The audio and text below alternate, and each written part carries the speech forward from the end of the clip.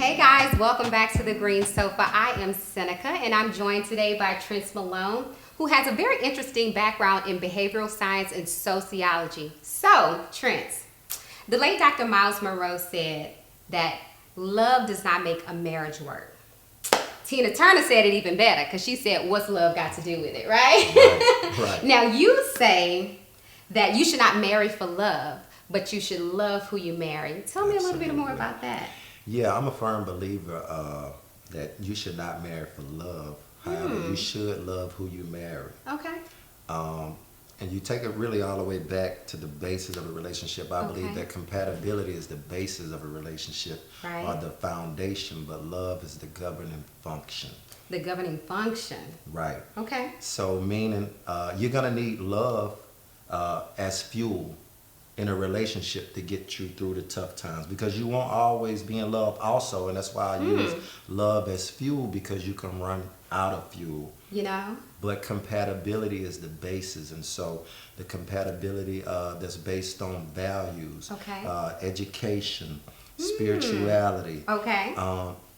your political stance or your socio-economic stance, Okay. once again, and things like that. So whatever you do in your free time, maybe you like to play tennis or play basketball, or you like to knit, or let's say you like to spend money and I like to save money. Right. So then that would mean we're not compatible. But if you like to save money and I like to save money, we have a common goal, and that builds a basis of compatibility. Okay. Well, you know, you always hear opposites attract, but I'm a firm believer that commonality is what keeps you together. I agree. And you said something really important, because my dad used to always say, you know, some years you're going to fall out of love. True. You know, you're going to have some hard times. Some years you're going to be in love. Some years you're going to be out of love. But you should genuinely like the person that you're with. True. When I was a child, I remember my father used to always say, I love your mother, but I like her more than I love her. I never understood what that meant until I became an adult, right? Because what he was really saying is I enjoy her. I enjoy her company. I enjoy the person I wake up to. We have a lot in common. Right. Right? And so likability is something you should really pay attention to, because I think love goes in ebbs and flows. Right. And that's absolutely true. You know, love is a emotion. And love can be a fleeting emotion. So if your parents tell you don't make decisions based off of anger, because that's a fleeting emotion, then you have to apply the same rule and logic to not making decisions based off of love, because that too can be a temporary emotion or temporary feeling. Listen, you preaching to the choir, because had I known what I know now, Right. I would have made some different decisions about love. And I'm glad you said that, because a lot of us say, you know, I was young, dumb, and in love. Oh, okay. I thought you was going to say young, dumb, and full of cum. Right, that too. That too. And we'll talk about that later, Okay. you know, in relationships, because a lot of guys don't really chase relationships or whatever, because they haven't been able to master instant gratification. Ooh. Because they Say are that full of again. cum. Because, you know, we can't master instant gratification. So, you know, we're conquerors by nature, and so we enjoy the thrill of the chase. Right, you're hunters. Right. And so we can't turn down a woman, you know, because we like her adornments and things of that nature. But again, love is a fleeting emotion or whatever. And like the song says, what does love have to do with it? Right. Absolutely nothing. That's why you need more than love to get you to a relationship, because you won't always be in love. So you're going to need more things like compatibility. Yeah. You know, and that framework. And that's why really that person has to be your best friend. True. And for me, I only let people in that complements my comfort zone. Okay. And then we develop a friendship. And if you can't be friends with that person, even make it through a friendship, there's no need to even date, because by the time you get to the dating stage, it'll be over quick, because you've avoided all of the connections that you need to make in the friendship and the evaluation stage. Now, we're seeing that the decline in marriage is most extreme in the African American community. Why do you think that is? For one, so that's a loaded question. Okay. I'm going to take it all the way back to the beginning. Okay. So let's say, you know, since I do have a son, so I have a son, and I take my son, well, let's say his mother takes my son around her friends. Okay. The first thing they're going to say, oh, you're so cute. You're going to be my boyfriend, right? Oh, okay. And then she takes that child around the next girlfriend who also says to the son, "Oh, you're so cute. Yeah. You're gonna be my little boyfriend." And then even the girls might even play if they're all in a group and they say, "Oh no, you're gonna be my boyfriend." And so unconscious from the adult's subconscious to the child is already being associated with pluralism of women. Oh. So now it's my turn. Okay. I have my son, so I'm Okay. gonna take my son around my uncles. Yeah, I'm yeah. gonna take around the friends, and the first Yeah, question. give them around some masculine energy. Right. And the first question they're gonna say is, "How many girlfriends you got?" So unconscious from the adults, subconscious to the child is already being associated with pluralism of women. Oh. Okay, so now we Never have. thought about it like that. Yeah. Okay. So now we have the socialization process, where the child sees everything on TV. Yeah. True. Even from a Coca Cola or a product is Right. being marketed to the child by pretty much a naked woman, a half naked woman. Oh yeah. Listen, if she ain't got a fat ass and Right. double D's. Right. And so they She put out here. a Coca Cola, and a woman has nothing to do. A pretty woman has nothing to do with a Coca Cola. But what Right. they're doing is they're playing on a natural inclination towards the female that rests in the nature of a male. Ah. So they're okay. playing on, his nature to sell him an item. And then when you get to the football teams and then the cheerleaders, Okay. it's pretty cheerleaders, and then you got the rap videos. Oh yeah. So you got all the rap videos, and Yeah, it's she better be half Puerto Rican. yeah, and 3 to 10. Oh. 3 guys, 10 women. Yeah. 1 guy, 10 women. Exactly. So the child is being socialized in the pluralism Yeah. of females. Yeah. So now he's in 6th, 7th, 8th grade, and he starts to like females. True.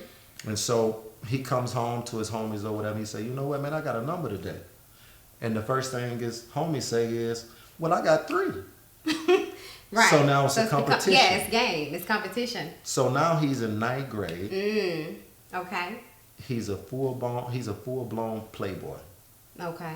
You will not be able to cut this dog off in him for years to come. Wow. You Ooh. see, and so now he's just gonna leave a trail of broken hearts all the way up into 40s, if ever, because you meet the perverted men who just can't cut it off. Ooh.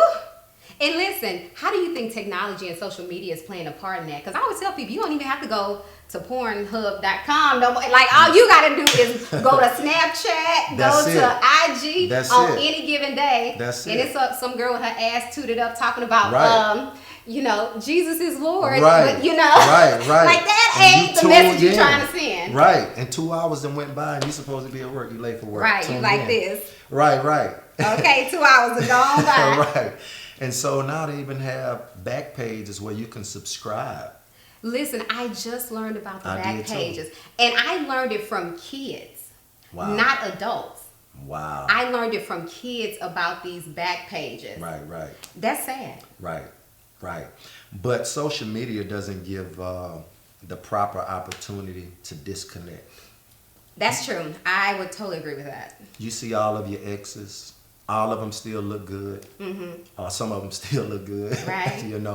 And you see all the beautiful women who's giving the best pictures, the best selfies that take like 30 minutes, and then you got to send it to a group of friends, and then Oh, they yeah. say, "This is the picture," and then they load it up. Okay, you edit all that. Right. Listen, you put so many filters on that thing. Right.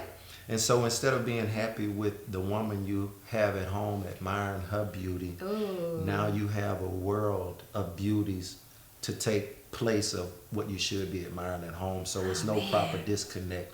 And so now we just feed into that behavior, and we're on our phones looking at everywhere else except right there in our face and what we have. So how, technology isn't going anywhere. No. Right? So how do we bring it back? Bring it back to the basics. What happened to boys and girls cake cupping on the phone? You know what I mean? Back in the day when you happen anymore. right, when you had to pull the cord in your room, that cord was Right. about 30 feet long. Right. Yeah, that those days are over because No. you have everything at your fingertips. Right. And I remember, I forget which comedian he says, but he was saying a man is only as faithful as his options. I think it was Chris Rock who said Right. that a man is only as faithful as his options. This and when is you true. have all type of options at your fingertips, Right. right? How can you focus on one woman Right. when the numbers are already not in our when it's- favor? When it's so many. And Yeah. it's, a plural of women, and it's easy to make those choices, and and you secretly like pictures or whatever. You just secretly dating somebody on Facebook. You like their pictures, they like yours the most, and stuff like that. But yeah, how do we get back to that? Just disconnect, because we're in an era where people don't, like you say, don't even get on the phone anymore. Oh no. The whole relationship. I was like, one more dude text me. Yeah. Go cuss somebody out. Yeah. And the whole relationship is based on texting, and what happens is, so by the third date, you're at that person's house. So you never develop a relationship based on conversation. Right. You're only using activities. Emojis too, to convey that. But you're using activities, or you come over and you watch a movie. So that's entertaining you instead of y'all entertaining each other. And your relationship is only based on sex, but not communication. Wow, that's a great point. Yeah. And you see, as the necessity for marriage declines, our expectations are starting to increase. Right. What do you think about that? Ooh, our expectations are low. You know, when we look on social media, what's being fed to people, like I say, how we're being socialized. Yes. It used to be like Lauryn Hill. Lauryn Hill didn't have to take off any clothes.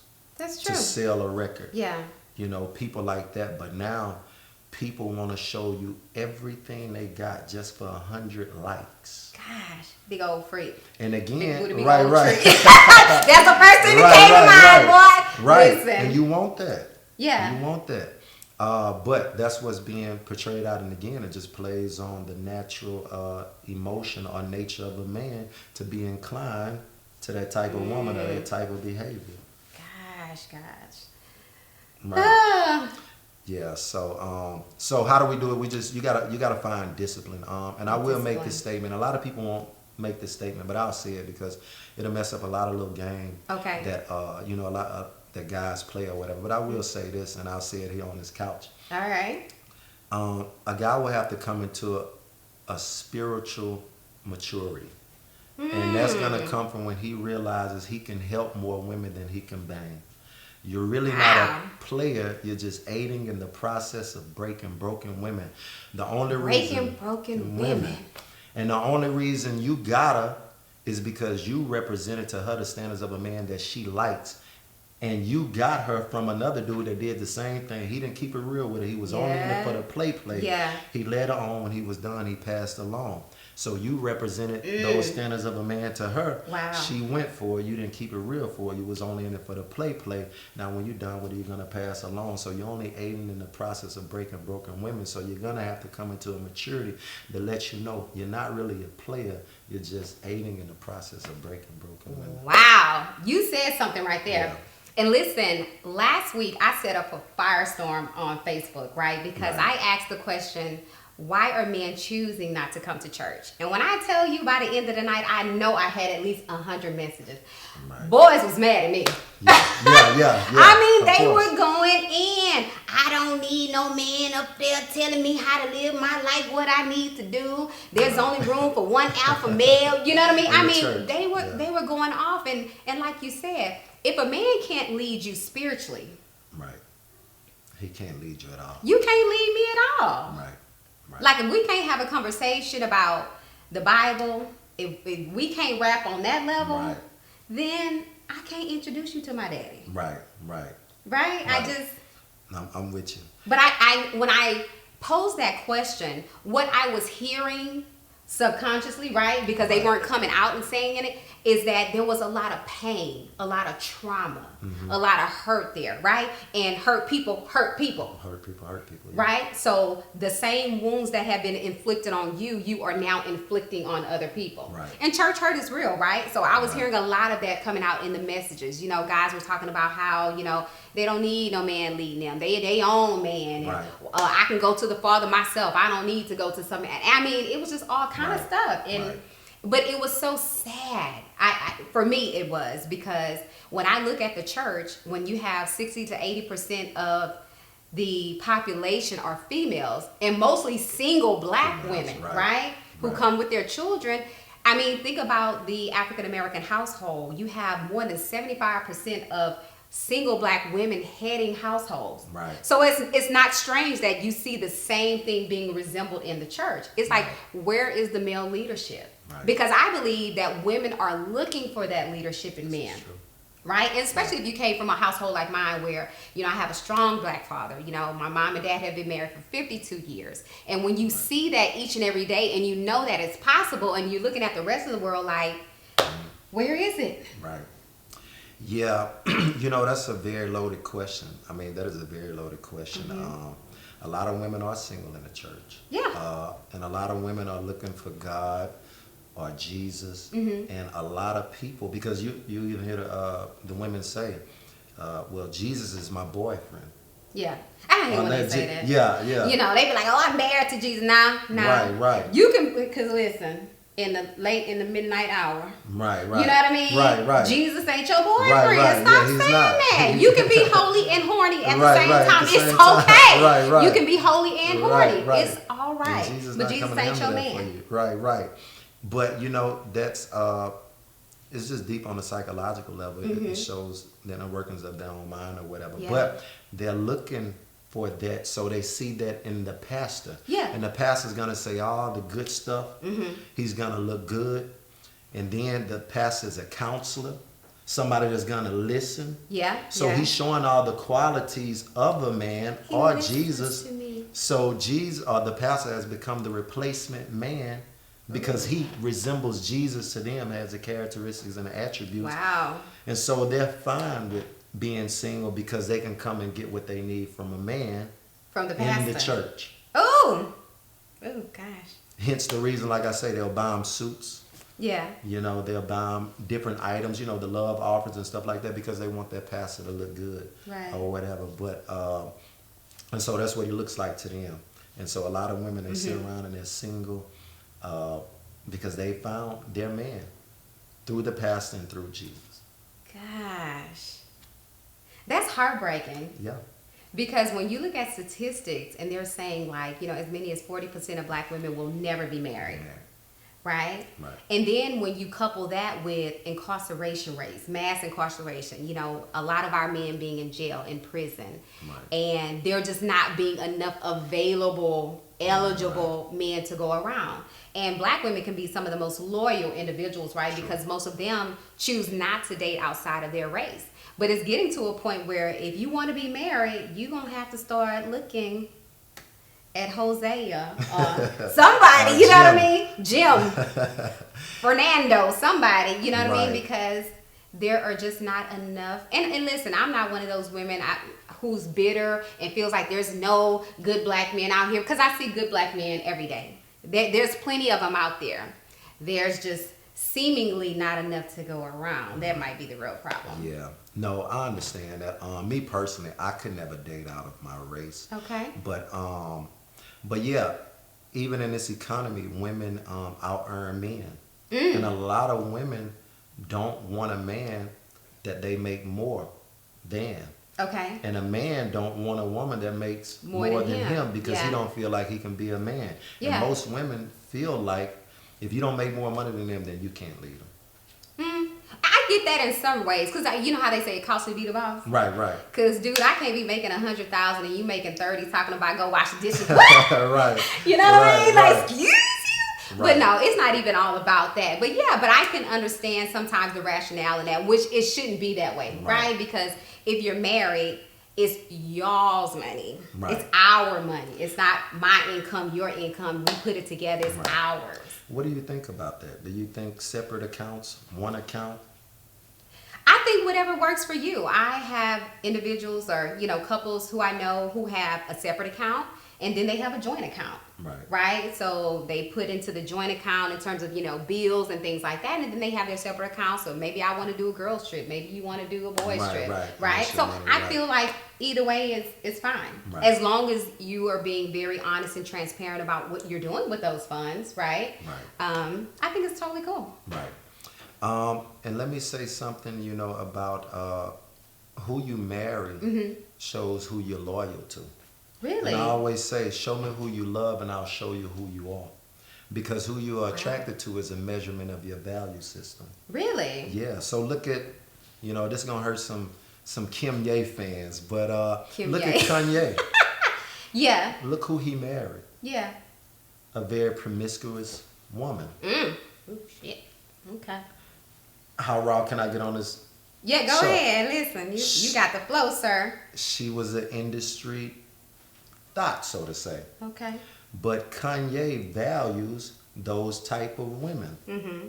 And so who you're attracted to shows you your value system and who you're loyal to. Yeah. Kanye West, or a person like that, could never ever be 100% loyal or committed to black people because he himself chooses to lay down at night and give his life energy over to a non-black woman. So when he leaves the house, there is a non-black woman who's the queen on the throne Right. over his business, Yeah. over his children. Yeah. So when he lays down at night, he talks about racism. Yeah.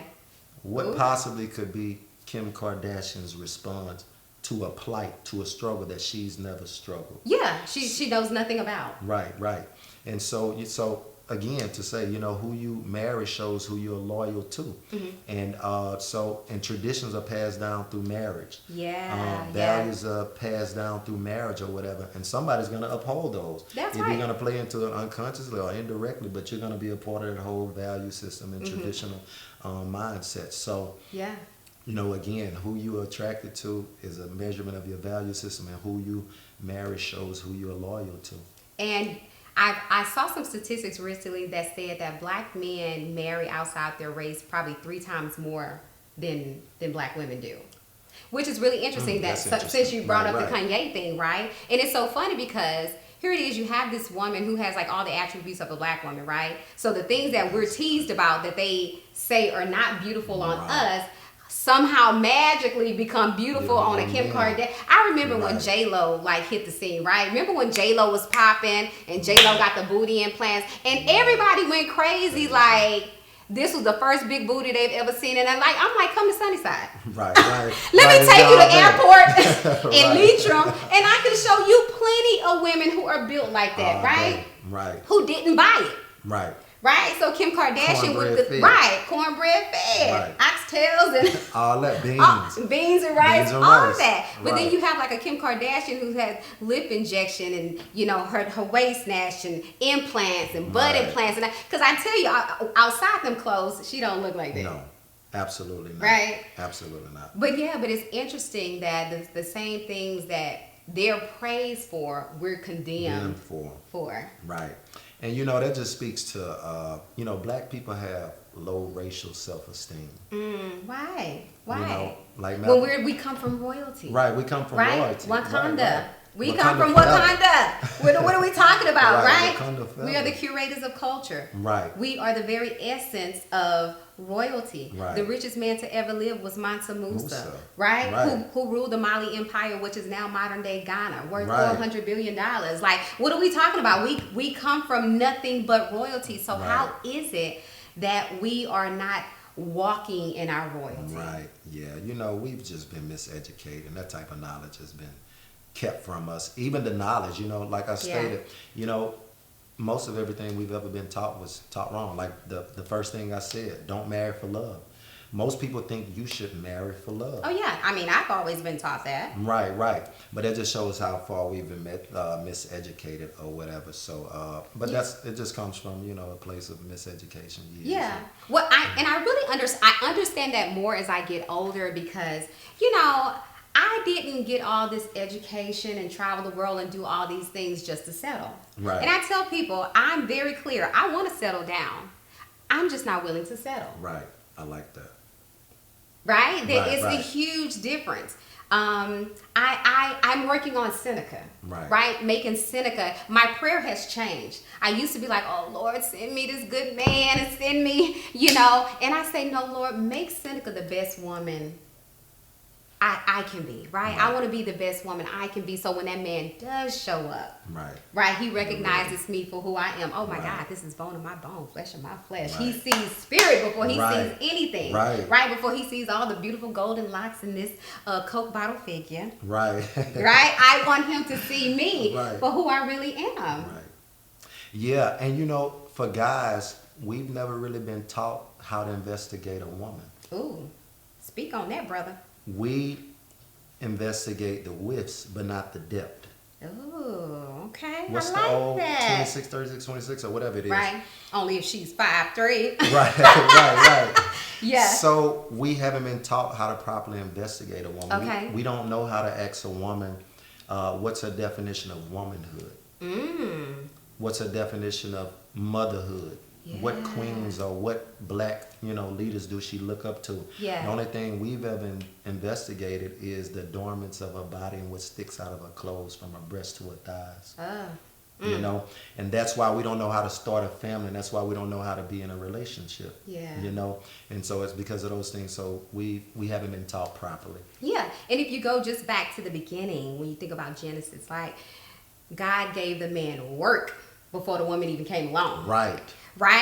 So, brother, if you ain't doing something, we ain't got nothing to talk about, because a woman is a helpmate, which means if you aren't doing anything, I don't have anything to help you with. Right. And so when the Bible refers to the woman as the weaker vessel, that word weaker does not mean she is weaker in strength and agility, right? Even though we know men are stronger, it means she is delicate. It means that she has intricate workmanship. She's a delicate being, right?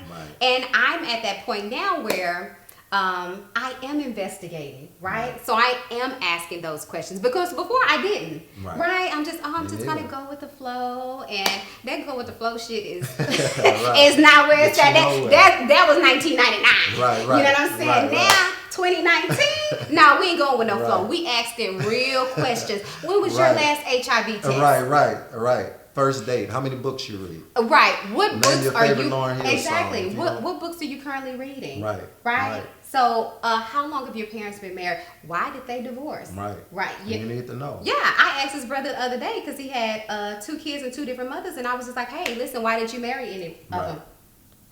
I need to know that. I like that. You know what I mean? Because Seneca ain't splitting her money with your 15 kids and your 17 baby mamas. I'm not doing it. Because somebody else can, but I'm not doing it. When you get married, you also marry into that person's problems. You do. Yeah. Because listen, you gonna incur some of this student loan debt over here, sir. You better get ready for it. But that's true, right? So you incur whatever comes with them. So true. You need to know, you need to be willing to ask those hard questions. And I think most people are just not willing to ask the hard questions. And let me say something to that. First of all, when you said the helpmeet or a helpmate. And a man needs to be productive before he can play. That's right. Or he can get to the play. That's right. And that's why they call it recreation. Yes. Because recreation comes after play, and recreation or recreation, where you recreate life from the play after you've done work, because a woman will love you so much that she wants to reproduce you through her womb. Absolutely, because women are incubators, right? So whatever you give us, we make more of. You give us sperm, we give you a baby. You give us a house, we give you a home. Man, right? Because we are incubators, right? We naturally multiply, right? This Whatever is true. We are fruitful and we multiply. This is true. This is true. So I get it. And back to the investigative. I say this all the time. Guys, follow guys out there who know how to breed pit bulls. Okay. So you mean to tell me, in the process of breeding a pit bull, you will take your dog and that dog and you investigate the papers. You'll make sure that the mother is a full-blooded pit bull. Ooh. The father is a full-blooded pit bull. The grandmother, the grandfather, and everybody in that lineage is a full-blooded pit bull. Speak it. Why? Because you want to make sure there's a consistency and there's a pedigree. Yes, but you mean to tell me we know how to investigate and make sure that lineage is pure. But when it comes time for us to create a bloodline, we'll go lay down with a mutt. And I'm not trying to degrade women. Yeah. But I'm talking about a mutt, meaning there's no consistency. Yeah. Ooh. To her or who she is. Yeah. You have an investigator. Who is her mother? Mm-hmm. What is their social status? Do they value education? Do they value God? Absolutely. Do they have land? Are they entrepreneurs? Mm-hmm. We have an investigator that we've only been looking at, like I say, what's poking out of a body parts. And so Yeah. we go and have a baby just to say, oh, we had a baby by one of the baddest chicks in the school. Or one of the baddest chicks in the city. And get what the dudes do? They dap you off for that. Yeah, that's And true. so now, because of his pride and ego, he has a permanently fixed memory in his head of who he was, so he lives in his prime. Oh, yeah, I had her. Yeah, you know who his baby mama is? Yeah, she was one of the baddest ones.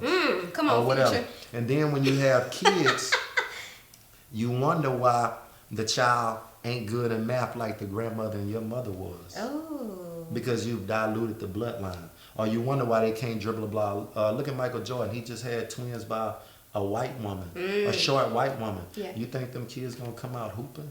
He's diluted the potency of the bloodline. Wow. And so we don't know how to create a bloodline, but some kind of way we know how to create a bloodline for a dog. So I think it should be the reverse. If we start learning how to create a bloodline for us, and let's put the dogs to the side. Listen. Come on there, Michael Vick. You know you had. I was like, this boy is preaching up in here, but that is so true. Yeah. That is so true. Right. And so, like I say, we get that call and the kid is not, doing well academically Yeah. or whatever because you didn't know how to investigate. Yeah. You went and picked the chick based on her body, not knowing it's the mind of the woman that'll raise a child Yeah. and not the body. Ooh, But goodness. that's us picking because of vain reasons, because we haven't been taught how to properly select a woman. Oh yeah. And speaking of mutts, when you said that, my mind immediately went to Future because I read some article recently that said, Future welcomes his 10th child with his 8th baby mama. Right.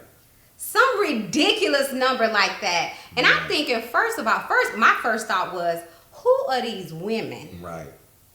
who are laying up with this dude Right. who has all these children, and for some reason you think your child gonna be the golden child? No. Like all of a sudden he gonna commit now, he gonna be this good dude, he gonna take care of you and this tribe that he already had before. Right. I don't get it. Like, why? And I guess this is a question for the men, because I'm gonna get to the women too. Yeah. But why is it that you have these guys who are so reckless and so careless? Like, to me, that is self-sabotaging Right. behavior. It is. First of all, if you got that many women pregnant, I'm thinking of how many women you really sleeping with, because Right. those are just the ones who came up pregnant. Right. That, like, you that careless where you just you jumping off the top turnbuckle and everything. Everybody, yeah. And letting loose. And everything. And everything. And everything. Right. And that just shows the condition the women's minds are in these days, because a lot of them are just going for the bag. Oh, absolutely. I mean, when you have, women who never had anything to begin with, right? Not educated, you come from the gutter. Right. And we ain't talking about people, but you Right, get what right. I'm Yeah, saying, but when you have nothing, I remember my dad used to always say, don't ever mess with someone who has nothing to lose. Facts. Because they'll take everything from you. Facts. Right? Because if they have nothing to lose, they don't care about you losing. Right. And you got a lot of leeches out there. But women are socialized to date up. Absolutely. And men don't necessarily date up. They date down. So if I ask you, or you tell your girlfriends, you know what? Mm-hmm. I got this new guy. Yeah. The first question they're going to say, what does he do for a living? True. I tell my homies, the first thing they're going to say is, what she look like? Yeah. You That's know, true. because guys are really not. What can a man gain from marrying a rich woman? But what can a woman gain from marrying a rich man? Because it is the woman who controls all the conditions of the family. And that's why you got to understand too, marriage and relationships are business. It's a partnership. It is. It's a partnership. And when you sign that paper, that's a living bonding contract that binds two entities or two people together in a partnership. Yeah. Marriage is a business. You know what? I feel like, especially in our community, the African American community, that women, we keep on getting this message of like, you should just take what you can get. No. It ain't enough men out here anyway. Just take what you can get. And I hate that message, right? Because like you said, in other communities, the women are taught to date up. Right. I remember talking to this woman and she said, listen, any man who comes to my house, the first thing I always ask my daughter is, he needs to be on your level, equal or greater than. I agree. Yeah, equal or greater than. But I feel like because women are becoming so educated, right? Owning our own businesses, when, you know, black women are the most educated population in the nation. We are growing our businesses exponentially, right? So we're becoming entrepreneurs and all of these things. So you have a lot of men, especially in our bracket, who are just not on our level. This is true. Right? So I have tons of fabulous girlfriends, right? Highly educated, 2 and 3 degrees, own their own business, drive their own car, live in their own houses, you know what I'm saying? Guys are intimidated by it. Right. And see, and when I hear that word intimidated, because people always like, oh, cynical, but you can come off as so intimidating. I'm like, I'm 5 feet, 100 pounds on a good day. Right. You know what I mean? Like, what are you intimidated by? But when you have a guy who's not doing his work, right? Of course. He doesn't know what his purpose, his vision is in life. Yeah, then I do look intimidated. Because I tell people, like, God has not withheld anything from me. He has been so good to me. He has not withheld anything. I've danced on pink sand in Bermuda with tribes in Africa. Sipped tea in China. Exactly. I've celebrated Diwali, done yoga in India. Like God has not withheld anything from me. And so because of that, I'm not hard pressed to settle. And that's just ain't an option. Because I believe that he has created me for something greater. That there is a fabulous, wonderful, mighty man of valor out there waiting, looking for me, right? I truly believe that. So, and because I believe that, I'm just not willing to settle. I don't give a damn how old I am, what my eggs look like. You know what I mean? You know what I mean? Because people put that pressure on you, like, oh man, you know, Seneca, well, you're getting older. Listen, God has preserved me. I thank God that I don't look my age and I don't look like what I've been through because God has truly preserved me. And I am willing to wait on his best and not settle for anything. Because trust me, the devil, he sends a lot of counterfeits. It gets tough, don't it? And I'm very honest about that. It does. It's some days I'm like, Lord, ain't enough cold showers. Send them now. Jesus, send them now. I can't take another cold shower. Right. Celibacy ain't everybody's gift. Right. It's not. I'm totally honest with myself and with God about that. But I know that greater is waiting. Greater is waiting for me. And the settling part, you know, I even got a little theory, and I call it the car at the red light. Okay, the car at the red light. And you know, just think about whatever your dream car is. Okay. And so you can go Aston get Martin. Okay, Aston here Martin, we go. right? Here we go. So you pull up to the red light. Let's just say you just got a new Mercedes. A new Mercedes, not a piece of lint on the carpet, not a dent in it, not a scratch. Okay. You pull out the parking lot and go down a block, and somebody pull up next to you in their Aston Martin. You will temporarily abandon your feelings for that car you're in to marvel over the permanently fixed idea of what you want. So you will then realize you've settled. Now put that in the mind frame of a person. If you don't get the type of person you want, every time you're out in the community, you see that type of person, let's say, you know, with the dreads or 5'1" or whatever, with the complexion, and that's the type of woman you want, but you're not with that type of woman. Every time you see her, you will temporarily abandon your feelings and marvel over that person because you've settled, or whatever. And then I say how not to settle is to have the car in the driveway. Okay. You know the old car in the driveway at your uncle's house? At your grandma's house? Windows may be busted out, tires on flat, it may be covered up, it don't even run no more. But guess what? He won't sell it. Wow. Or you got the one where he got the 20-year-old Mercedes that he got when he was in his prime. He put all his money into it to keep it running.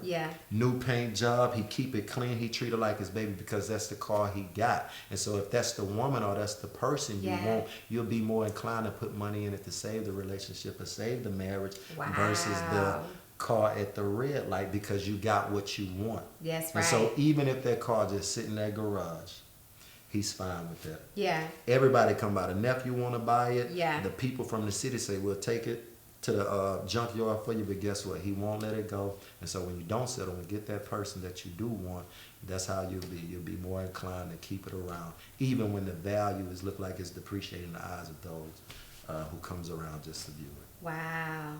That's a word right there. Thank you so much, Trent Malone. It has been a pleasure speaking with you. Thank you. Same. Listen, the message for today, don't settle. Don't settle. Wait on his best. This is Seneca on the Green Sofa. We'll see y'all next week.